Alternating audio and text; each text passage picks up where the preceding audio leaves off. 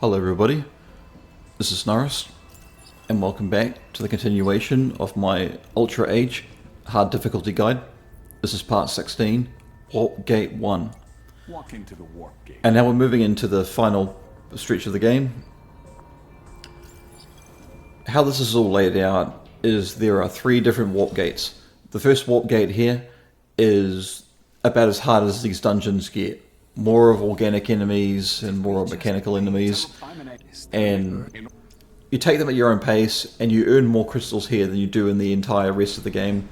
But we've already got all the upgrades we need for the claymore, and even the charged claymore maybe, and we've got all the other upgrades that we can possibly get, so we're more than prepared to take on the finale of the game.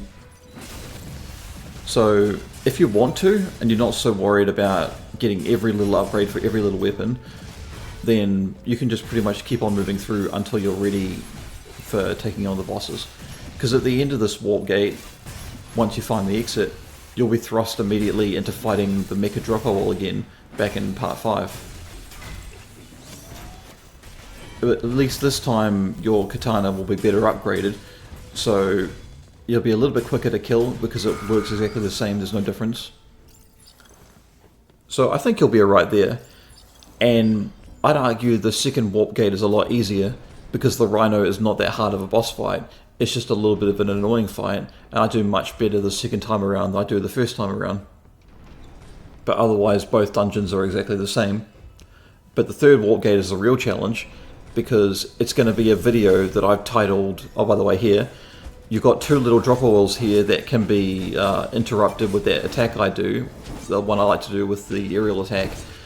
But then you've got one of these big boys here who can't be stunned or staggered with that same move, so I just need to attack a couple of times and then dodge away, attack a couple of times, dodge away. But look at that, I had like half health and one double swipe was enough to take me out. That's why I always try to avoid fighting the Drapoels if I can. Like, no matter how far into the game you are, you can almost never deal with them. Because the moment you go to attack, they're already attacking you back. They power through everything you do. They're teleporting or dodging constantly. It's super annoying. I do wish that they were a lot more dangerous, but not super fast and always attacking kind of dangerous. You know, I wish there was more of a balance to that. But we have a slightly different start, where we've got to take on one of these heavy armoured automatons, but they've got, you know, their health going back up, they're spreading health to all the others. But luckily, if you use the correct attacks, like just spamming the heavy attacks with triangle or Y, or using the light attack, heavy attack, you know, the running stab attack, then you can pretty much keep them stunned and staggered the whole time. And yeah, as I was saying before, the third dungeon is no different than all these other dungeons you're seeing right now, but at the end of it you'll have to fight Atlas, and in my opinion that's really harsh because I mean, I still think the Snake Queen is the hardest boss in the game, but Atlas is definitely probably a close second. And that's mostly because he does have some of the Drapoel's moves, but he's also got some of his own. He teleports, he does a lot of feints, so he does a lot of like backflipping and backdashing and then dashing forward. He's very aggressive, but you need to be just as aggressive and keep on him. And the difference between a Drapoel and him is that katanas don't work on him. Claymores and the charged claymore work on him. So you need to utilize your parries very effectively.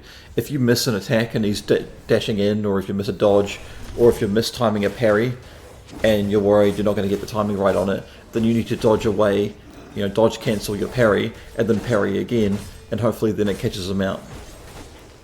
So if you remember what I say about how you can dodge cancel anything, and now with our upgrades we can jump cancel anything, well, you'll know from this, and given how flexible the timing with the parry is on the claymore, you realistically could put up your parry, and if it fails, you quickly dodge cancel out of the parry, but then before the dodge cancel animation finishes, you know, before you finish a dodge, you can immediately do the, you know, swap to claymore, or if you already have the claymore, use the parry attack. So that way you're just constantly parrying and dodging, and cancelling each other out the whole time. Parry cancel, dodge cancel, parry cancel, dodge cancel the whole time. And you can effectively, apart from like a few slivers and milliseconds of timings, as long as you do it correctly the whole time, you are basically invincible, and you're just going to wait for all the mechanical enemies you fight to come to you, and then it's all over for them. I'll have a bit more to say in the fight itself, but I want to use that third and final warp gate area before the Atlas boss fight to talk more about the boss fight itself, but then also talk about Deucalion, because Deucalion is very simple and straightforward, and while I will talk more about the moves he uses in the actual fight, I want to give you guys a bit more of a warning and heads up before you fight Deucalion, because I don't want to make him sound super easy, because even with your critical rage, even with all your claymore blades and all that, he can still mess you up, and he takes a lot of punishment, probably more so than any other boss in the game, but because the fight is constant and he's fair, it's not the longest boss fight in the game that it has to offer. So this is the Mecha Drapoel again, and I think from the timing I saw on this video that I managed to beat him about 30 or 40 seconds faster. So yeah, learning from my previous mistakes, if you can do more light attack combos with the heavy attack ender, sure, but because he's so passive and running away, and he's constantly attacking as well whenever he dodges all over the place, I have no idea what I'm looking at. So when you have no idea what you're looking at and you're jammed against a corner, just keep spamming dodge and moving around until you can get out of there.